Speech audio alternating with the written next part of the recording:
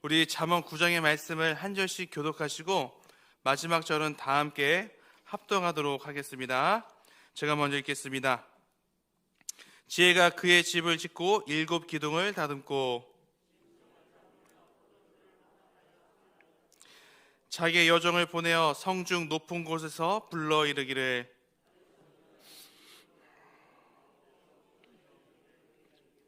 너는 와서 내 식물을 먹으며 내 혼합한 포도주를 마시고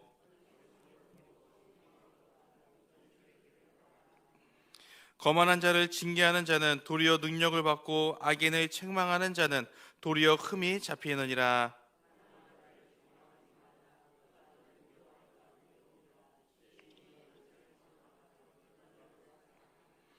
지혜 있는 자에게 교훈을 더하라. 그가 더욱 지혜로워질 것이요 의로운 사람을 가르치라. 그의 학식이 더하리라.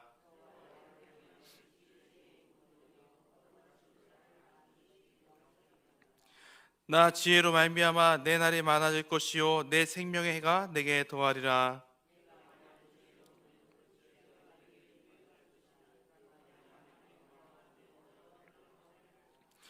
미련한 여인이 떠들며 어리석어서 아무것도 알지 못하고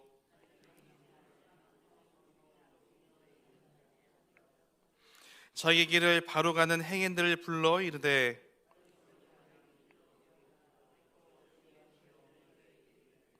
도둑질한 물에 달고 몰래 먹는 떡이 맛이 있다 하는도다. 다 함께 합독하겠습니다. 오직 그 어리석은 자는 죽은 자들이 거기 있는 것과 그의 객들이 스올 깊은 곳에 있는 것을 알지 못하느니라. 아멘. 오늘 본문은 지혜가 초청하는 길과 그리고 미련한 자가 초청하는 길에 대한 말씀입니다. 이 시간 어떤 은혜와 메시지를 주시는지 본문을 살펴보도록 하겠습니다. 첫 번째 질문입니다. 지혜의 초청은 무엇을 의미하는가? 오늘 본문을 보시면 지혜라고 해서 의인법, 사람처럼 표현하고 있습니다. 그러면 여기서 성경에서 말하는 지혜가 무엇일까요? 바로 말씀이 되신 하나님, 그 하나님을 지혜로 표현하고 있는 겁니다. 오늘 본문을 보니까 지혜가 그러니까 하나님께서 사람들을 초청하는 장면으로 시작이 되고 있습니다. 먼저 1절과 2절의 말씀을 제가 다시 한번 읽겠습니다. 지혜가 그의 집을 짓고 7 기둥을 다듬고 짐승을 잡으며 포도주를 혼합하여 상을 갖추고. 아멘. 지혜가 집을 짓고요 많은 사람들을 초청했다라고 이야기하고 있습니다. 그곳에는 초청한 사람들을 위해서 많은 것들이 준비가 되어 있습니다. 짐승을 잡아서 고기도 준비해 놓았고요, 포도주도 준비되었으며 그리고 잔치상이 준비되어 있는 것을 우리가 오늘 볼 수가 있습니다. 여기서 말하는 지혜의 집은 예수님의 몸된 바로 교회 공동체를 의미하는 것이고요, 그리고 7 기둥은 완전수 7을 의미하는 것으로 주님의 교회는 어떻다?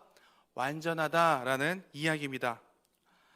따라서 지혜가 사람들을 초청한다는 것은 모든 인간을 영원한 생명으로 인도하는 하나님의 구원, 하나님의 초청에 대해서 이야기를 하고 있는 겁니다. 그러면 이 지혜는 어떻게 사람을 초청했을까요? 그 내용이 3절인데요. 우리 3절을 한번 읽어보겠습니다. 시작. 자기 여종을 보내어 성중 높은 곳에서 불러 이르기를. 아멘. 지혜가 여종을 보내서 사람들을 초청했습니다 라고 이야기하고 있습니다. 우리가 여기서 이 여종의 모습을 조금 더 유심히 봤으면 좋겠습니다.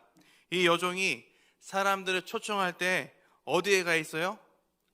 높은 곳, 모든 사람들이 볼 수 있는 높은 곳에서 지금 사람들을 초청하고 있습니다. 여러분, 이것은요, 이 초청의 대상에는 무슨 어떤 조건이나 기준이 없다라는 거예요. 그러니까 무슨 이야기죠? 이 구원엔, 하나님의 구원에는 뭐 돈이 많거나 스펙이 좋거나 뭐 잘났고 못났고 이런 기준이 필요 없다라는 겁니다. 여러분, 여기서 부르다, 이 부르다는 외치다, 소리치다 라는 의미입니다. 따라서 이 지혜가 사람들에게 외치면서 그 은혜의 자리, 이 생명의 길로 아주 간절하게 초청했다라는 이야기입니다. 이 지혜가 사람들에게 맺힌 메시지는 다음과 같습니다. 4절과 6절인데요. 제가 읽어보겠습니다. 어리석은 자는 이리로 돌이키라. 또 지혜 없는 자에게 이르기를 너는 와서 내 식물을 먹으며 내 혼합한 포도주를 마시고 어리석음을 버리고 생명을 얻으라. 명철의 길을 행하라 하느니라. 아멘. 이 지혜는, 특히 지혜는 어리석은 사람 그리고 지혜 없는 사람을 조금 더 초청하고 있습니다. 이 둘은 하나님을 모르는 죄인들을 지칭해서 가리키는 이야기입니다. 그러니까 이 지혜가 죄인들을 잔치에 초청하면서 죽음의 길을 떠나서 생명의 길로 오라고 계속해서 외치고 있는 겁니다. 그러면서 내 식물과 내 포도주를 마시라라고 지금 이야기하고 있습니다. 이것은 상징적으로 성찬식의 빵과 포도주를 의미하는 거예요. 그러니까 예수 그리스도의 살과 피를 함께 마시며 이 생명의 잔치에 참여합시다 라고 지금 그런 이야기를 하고 있는 겁니다.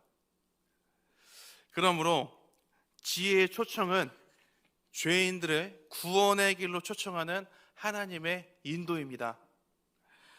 자, 두 번째 질문입니다. 그러면 미련한 자의 초대는 무엇을 의미하는가? 오늘 성경을 보니까요, 이 지혜의 반대 개념으로 미련한 자의 초대에 대해서 또한 언급하고 있습니다. 우리가 먼저 13절과 14절을 다 함께 읽어보겠습니다. 13, 14절 시작. 미련한 여인이 떠들며 어리석어서 아무것도 알지 못하고 자기 진문에 앉으며 성읍 높은 곳에 있는 자리에 앉아서. 아멘. 이 미련한 여인의 특징이 무엇입니까? 떠드는 것과 그리고 어리석어서 아무것도 알지 못한다라고 이야기하고 있습니다. 이 미련한 여인도요, 높은 곳에서 많은 사람들에게 이야기하고 있습니다. 유혹하는 거죠. 그러니까 이 죄의 길로 유혹하는 데는 누구도 예외가 없다라는 이야기입니다. 그러면 이 미련한 여인은 어떤 내용으로 사람들을 유혹했을까요?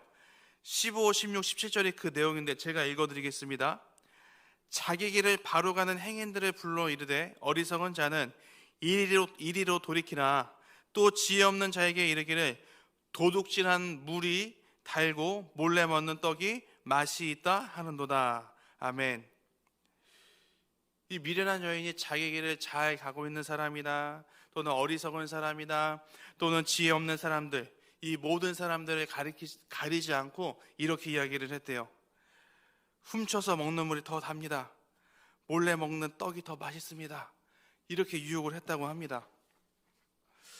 여러분, 여기서 훔쳐먹는 물과 그리고 몰래 먹는 떡은 우리가 흔히 생각하는 훔쳐먹는 음식을 이야기하는 게 아닙니다.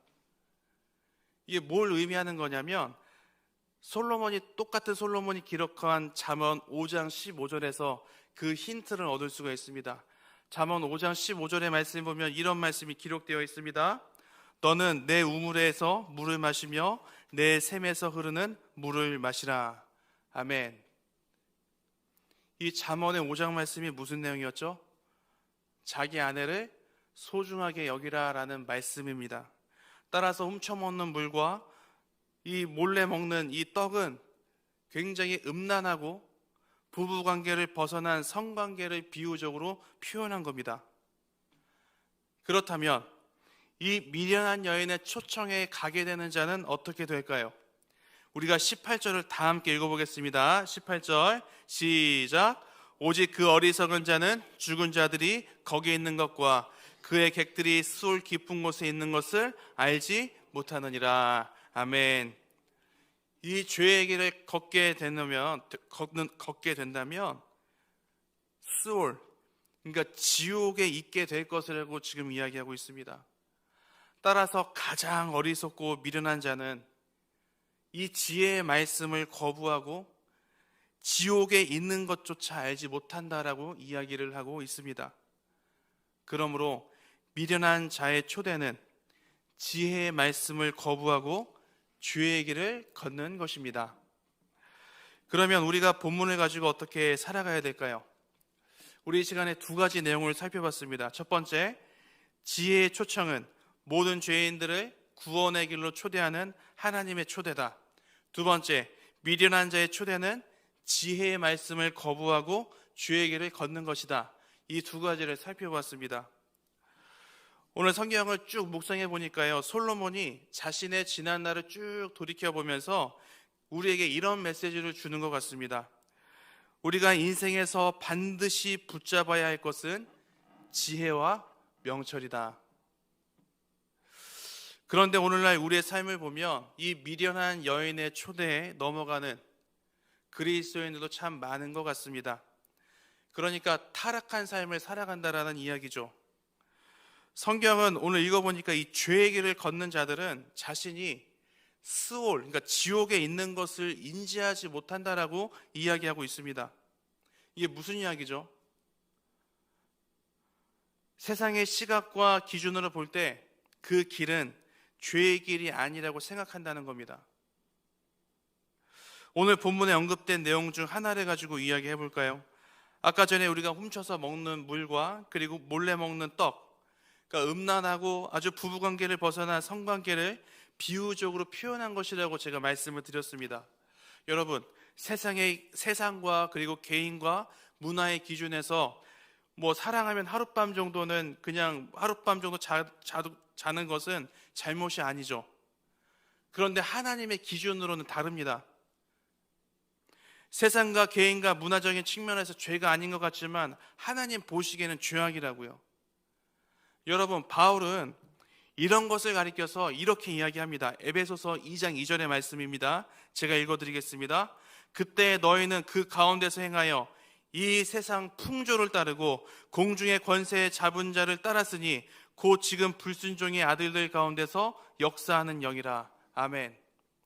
바울은 그런 사람들을 가리켜서요, 이 세상의 풍조를 따르는 사람이라고 말하고 있습니다. 더 정확하게 번역하면 이 세상의 문화와 그리고 가치관을 따르는 사람이라고 이야기하고 있습니다. 그 사람들을 오늘 본문은 이 세상의 풍조를 따르는 자들, 미련한 자라고 표현하고 있습니다. 여러분, 세상의 문화는 절대 중립적이지 않습니다. 물론 선한 점도 있지만 그렇지 않은 문화와 악습들이 존재합니다. 여러분, 이것이 왜 중요하냐면 세상의 풍조를 따라 살게 되면 죄의 문제들이 우리의 내면에 하나씩 둘씩 쌓이게 되고 결국에는 하나님과 멀어지며 우리는 예배할 수 없게 될 것입니다. 그래서 우리는 이것을 잊어서는 안 됩니다. 여러분, 우리가 오늘 말씀을 묵상하면서 내가 정말 이 세상의 풍조에 따라서 살아간 모습들이 있었다면, 실패한 것 같은 모습들이 있다면 다시 한번 결단하는 시간이 되었으면 좋겠습니다. 괜찮습니다.